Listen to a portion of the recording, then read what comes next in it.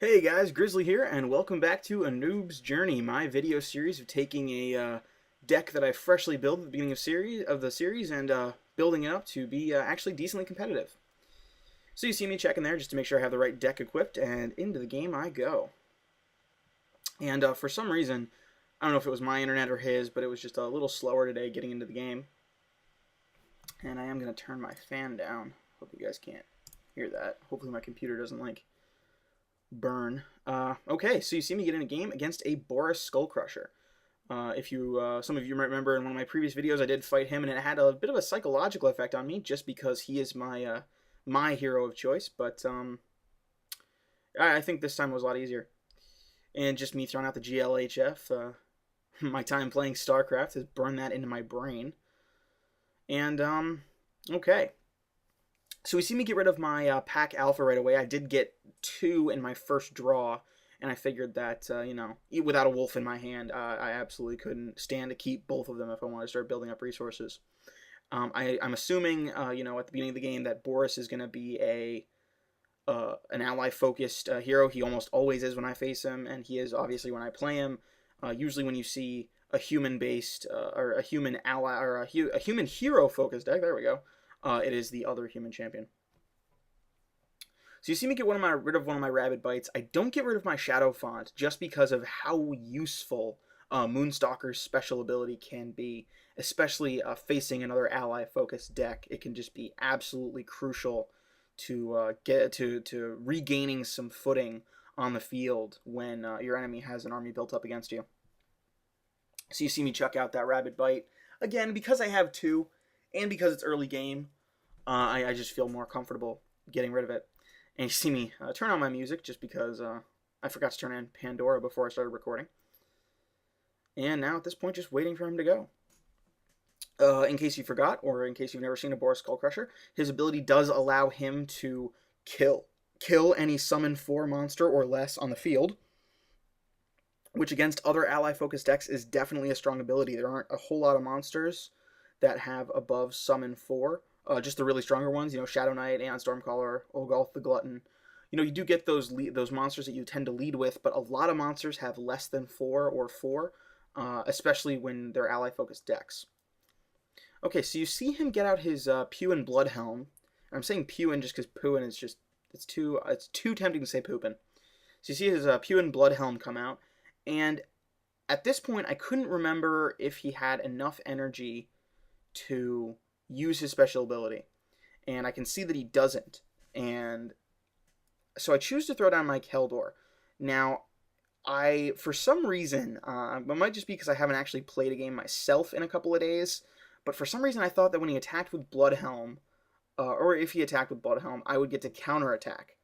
I don't know why I thought that, but so it was definitely a mistake for me to play my Deathbone. I'm sorry, not Keldor. My Deathbone at that time. I should have played the Bad Wolf. So you see him quickly eliminate my Deathbone with his Pewin Bloodhelm.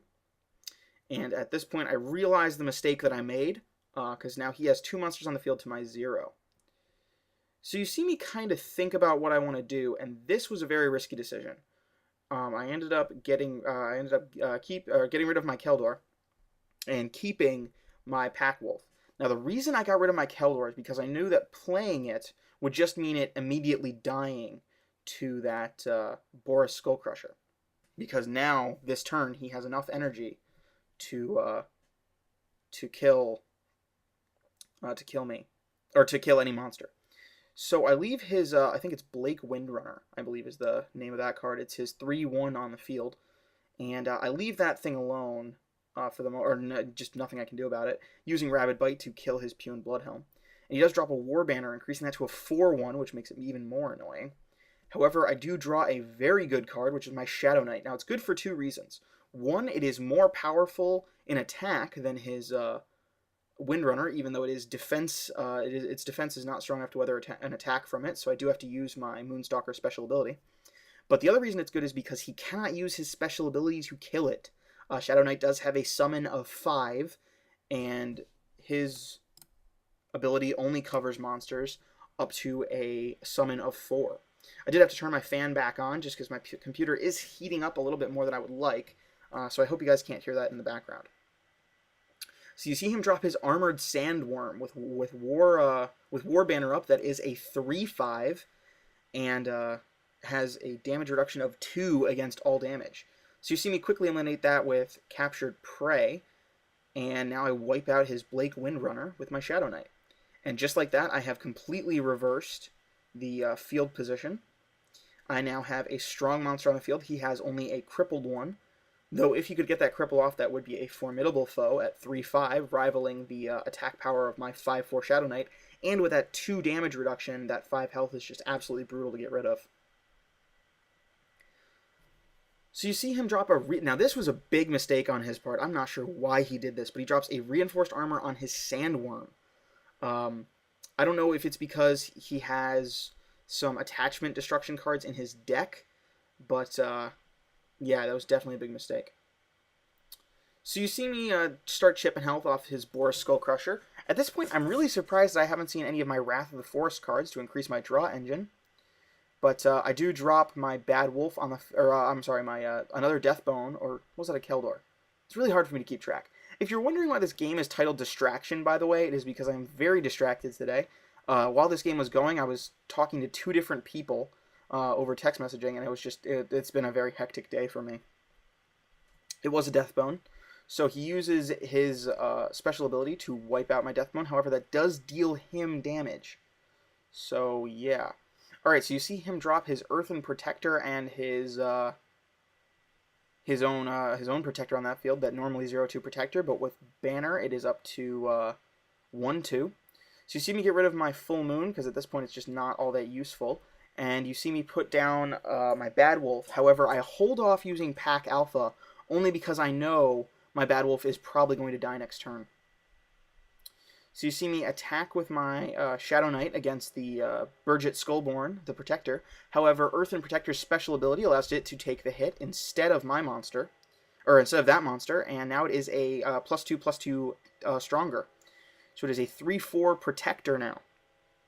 However, using my Moonstalker special ability, I shield my Shadow Knight from any attacks, as well as my Bad Wolf, though that special ability does not protect my Bad Wolf from Boris Skullcrusher's Shadow Energy ability, which he does take advantage of and quickly wipes out my Bad Wolf. However, I still have Shadow Knight on the field, which is more than powerful enough to deal with that Burgett Skullborn. You see me draw a Shadow Font, which is just, at this point, it's just really useful to add to my treasure trove of Shadow Energy, which I don't really need right this second, but you never know. You see me cast it even though I don't need the Shadow Energy, because I don't want to have to cast it in the same turn where I have to cast something else. So getting it out of the way ensures that I won't have to play it later when I actually need the Shadow Energy. So at this point, with each of us only drawing 1 card, you see me draw second Pack Alpha, which I decided to keep only because I really don't need the extra resources. So, you know, at this point, he's in big trouble. I have a 5/4 on the field that can attack him directly every turn. He only has the crippled 3/5.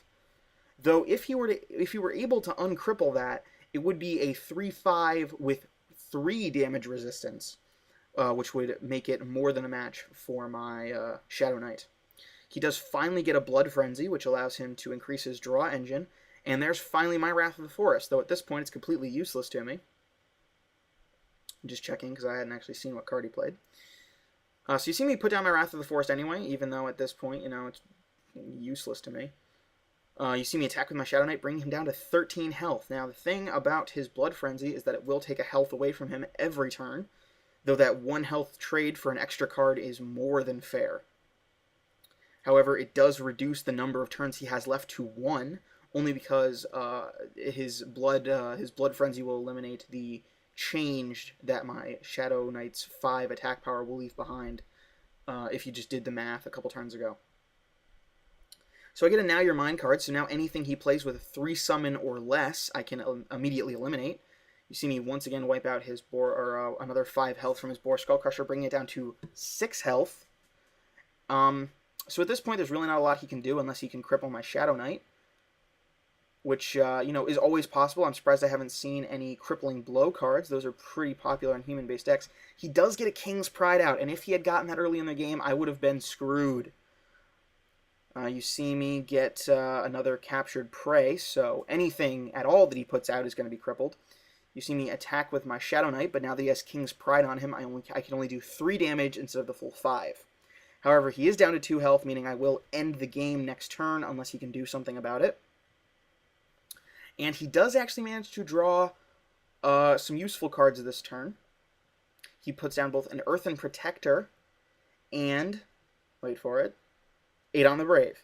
Now, if he had drawn those 2 turns ago, I would have been in some deep shit. Unfortunately for him, he drew them way too late. With my Now You're Mine and Captured Prey cards in my hand, I could have eliminated them either way, but instead I just choose to end the game. So a good game from my opponent, Boris Skullcrusher. I want to thank him for being a good sport, though I didn't really ask if I could record this, but thank him for a spirited game. I want to thank Wulven for the game for creating one of the best card games. Don't forget to check out all my commentary videos. There you see my new rating of 192. So check out all my Shadow Era commentary where I talk about games that are much better than mine. And don't forget to rate, comment, subscribe, and I will see you guys next time.